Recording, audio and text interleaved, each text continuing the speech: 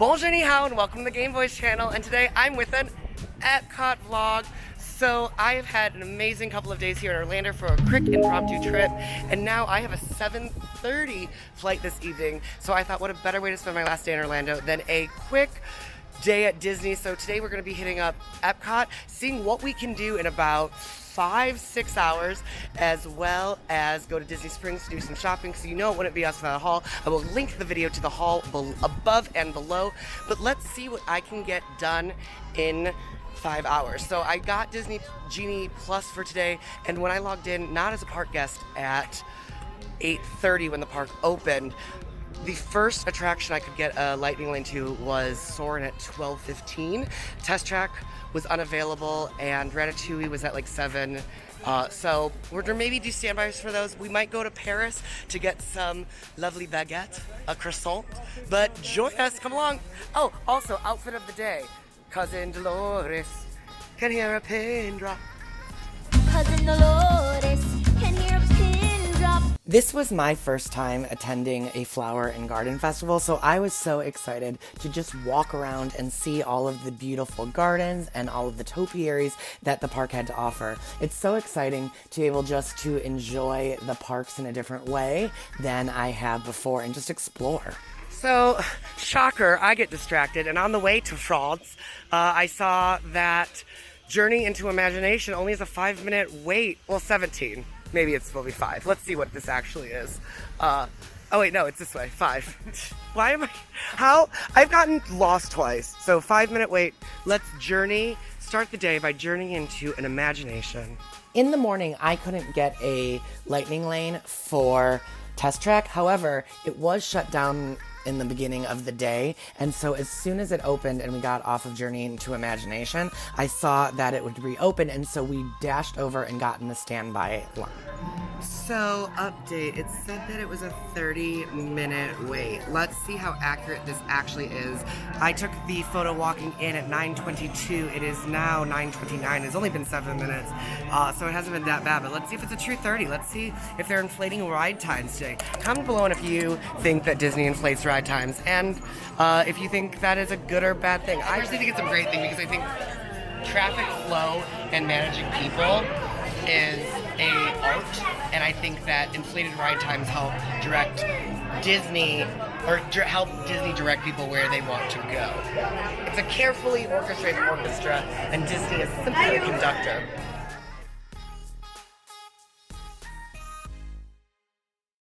Capability test results displayed and verified. Now let's see how your vehicles compare when it comes to their efficiency. 72%. Hyperspectral imaging in progress. Uh-oh, we bumped down. Calculating total environmental impact. Third! Oh, I can say we're not going to be top. We won our case. Commencing responsiveness test. Displaying responsiveness data. Here comes the final test. Energizing for power test.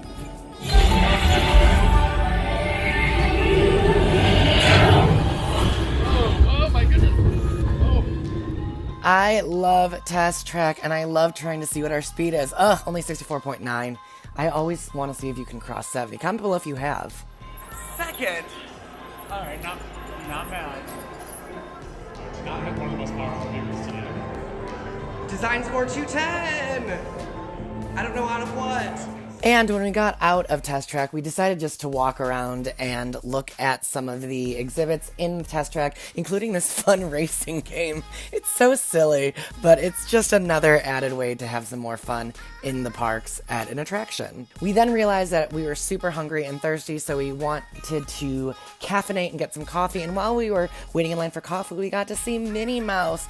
This was right before they opened up character meet and greets, and so it is so exciting that those are back open again. So you can see Mary Poppins over there too. Now they're doing in-person meet and greets, which is awesome. And you can see some of the selection of topiaries that we see. If you want to see more, be sure to follow us on TikTok.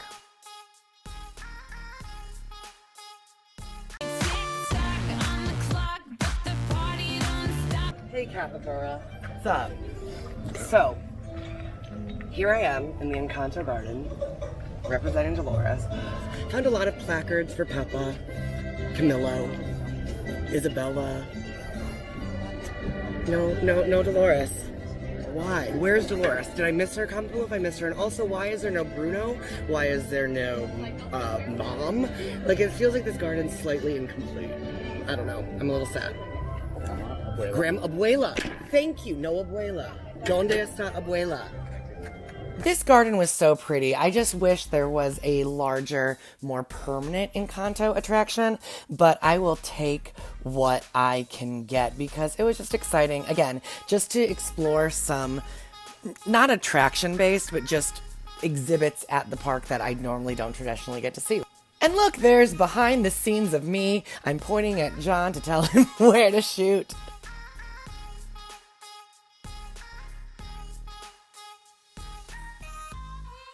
After we left the Encanto garden, we decided to continue walking around the pavilions because our next Fast Pass wasn't until a little bit later in the afternoon for Soarin'. And so we got to walk around Morocco. It has been so long since I have been to Epcot during the day, so to get to see parts of the park during the daytime was also awesome. When we got to Mexico, we saw that this attraction had a 5-minute walk-on ride, and so we decided to walk on. The biggest thing I would say, if you only have a little short time in the parks, is just to do whatever you can do. It was a very yes plus attitude, just to ride what we could. And then on our way to Soarin', we saw the Bambi's Butterfly House, which, again, didn't know this was a thing, didn't know that this was even there, and so this was another kind of just, I would say, walk-on attraction that we just got to enjoy and wouldn't have been able to otherwise probably go to if we had been really booking our day. The biggest piece of advice that I would have would be to plan the couple of anchor attractions that you really want to go on, and then everything else just kind of fill in with what you can, whatever's available.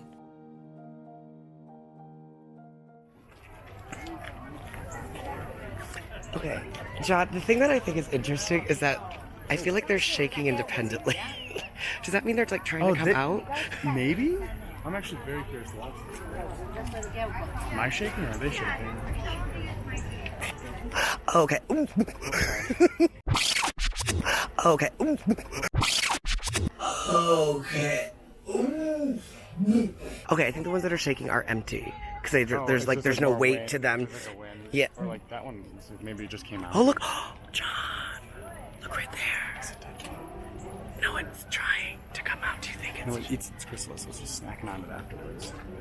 It's just it's nutritious. It's like your womb. It's like when you woke up, you're like, give me a beat before I start flying about. So I wanted to sing Soarin' from High School Musical, but since Tim wasn't here, I decided not to. But look at that line for Living with the Land. Oh my goodness. Ready for takeoff. Oh boy.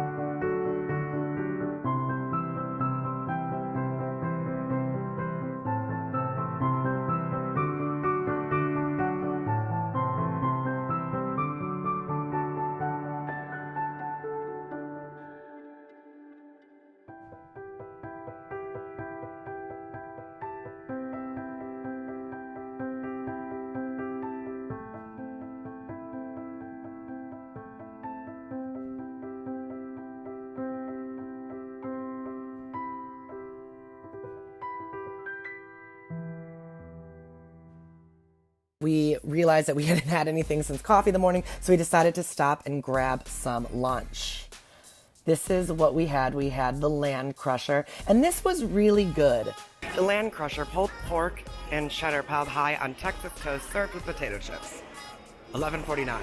I really enjoyed this. I definitely loved that they put the sauce on the sandwich. It really soaked in and made it very delectable and delicious. The pickle was a wonderful addition and added that bit of crispness to the meal. But it was really good, and I would definitely have it again. Welcome. We want to welcome To our living laboratory, where scientists from Epcot and the U.S. Department of Agriculture are exploring innovative ways to produce bountiful harvests now and into the future.